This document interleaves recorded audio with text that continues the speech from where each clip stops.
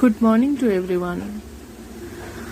যেমনটা দেখতে পাচ্ছ আমার ঘরে জল ঢুকে গেছে হঠাৎ করে। তখন যখন ভিডিওটা করছিলাম 5:10, সাডেনলি আমি দেখছি আমার চার্জারে জল লেগে গেছে। জল কোথা থেকে এলাম ভাবলাম আমার বটল বোধহয়, বটল থেকে জল পড়ে গেছে। না, উঠে দেখছি পুরো ঘরে জল।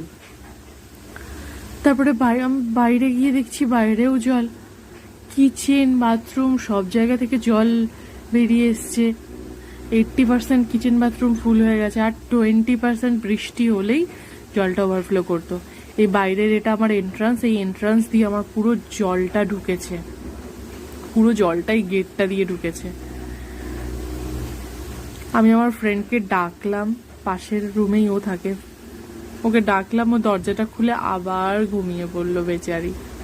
যতটা দেখতে পাচ্ছ জল, এই ব্যাকওয়ার্ডটা পুরো জলে ওভারফ্লো হয়ে বাথরুম আর কিচেন দিয়ে জলটা ঢুকেছে,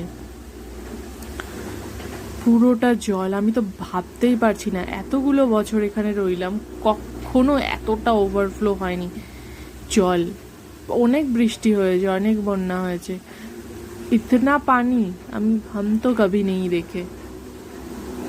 बाहर भी रास्ता भी भर गया पूरा, बहुत पानी हो गया था, बहुत ज्यादा।